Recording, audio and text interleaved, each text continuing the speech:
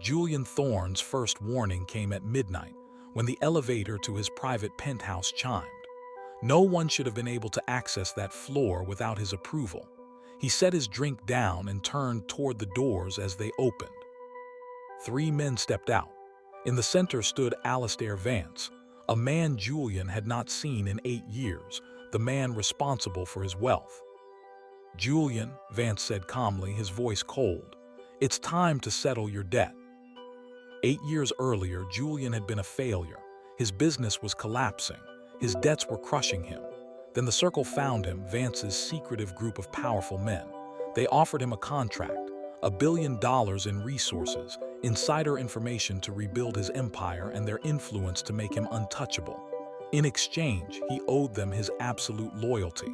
One day they would call on him for a favor. When that day came, he would obey without question. Before we continue, hit the like and subscribe button. Thank you. Desperate, Julian signed. He became rich beyond his dreams. He followed every order the Circle gave, even when it made him ruthless and cold. He built an empire, but he lived alone, detached. Then he met Clara, a lawyer who fought against corporations like his. She was fearless, sharp, and indifferent to his money. She saw the man he had buried. He fell in love with her, and for the first time he felt alive. The Circle noticed. Love made him less obedient, it made him human. Now Vance stood in his home, ready to collect what he was owed. He handed Julian a tablet. On its screen was a fabricated dossier accusing Clara of crimes she never committed. Fake bank transfers, fake emails, a false life. "Use your media companies to destroy her," Vance ordered. "Ruin her name, then you are free." Julian stared at the lies. He remembered Clara's honesty, her courage. He looked Vance in the eye. "No," he said. Vance did not shout, he only nodded. "You had everything, you chose her instead. You will regret this." By morning, the attack began. Investors pulled out. Government agencies reopened old investigations. News outlets branded him a fraud. Within a week, his company was gone, his accounts frozen, his name disgraced. Julian moved into Clara's modest apartment.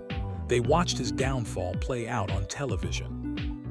"They're making an example of you," Clara said. "They want everyone to see what happens when you defy them." Julian felt hollow. "There's nothing we can do. They own everything." Clara shook her head. "Everyone has a weakness. We just have to find theirs." Together, they began to dig. Julian recalled the deals the Circle had arranged for him. Clara, using her legal expertise, traced shell companies and hidden accounts. Slowly, they uncovered the truth. The Circle's power was not mystical. It was built on blackmail, fear, and secrecy. They compiled a file, names, crimes, evidence. It was a weapon, but using it would risk their lives. They devised a strategy, not to confront the Circle directly, but to make it turn on itself. They sent anonymous tips to key members, each one hinting at betrayal by another. They forged convincing leaks, sowing suspicion and paranoia. Alliances cracked. Infighting began. The attacks on Julian slowed, then stopped. The Circle was busy destroying itself. But Julian knew it was temporary. They needed an escape plan. They created a dead man's switch, their entire file uploaded to a secure server, programmed to release to global media if they were harmed or arrested. Then they vanished. They used hidden funds Julian had set aside in cryptocurrency years before. They changed names, acquired false passports, and moved to a quiet coastal town overseas. Their cottage was small, their lives simple. Julian became Mark Evans, working at a boatyard. Clara became Lena Evans, running an online legal consultancy. They were nobodies, and they were finally happy. Months passed. The world forgot Julian Thorne. Until one rainy evening, a stranger appeared in their town, well-dressed, out of place. His eyes lingered on Julian at the pub. Julian left quietly, heart pounding. That night, he told Clara, they checked their dead man's switch. It was still armed. A week later, a small package arrived. A single old-fashioned key with no note. It was a message. Julian sent a single encrypted message to an old contact. 2 words, "What key?" The reply came, "An address, a time, tomorrow." It was a trap, but it was also an opening. Julian and Clara went together. The address led to a private club. Inside, they found Alistair Vance. He was older now, weary. "The circle has changed," he said. "The new leaders are reckless. They want you erased, not just killed, but destroyed publicly. They will frame you for unspeakable crimes. They will destroy Clara's name after she is gone." He slid a file across the table. "This is their real power structure, their crimes, more complete than what you have. With this, you can end them." "In exchange for what?" Julian asked. "My safety," Vance said. "When you release this, erase me from it. Let me disappear."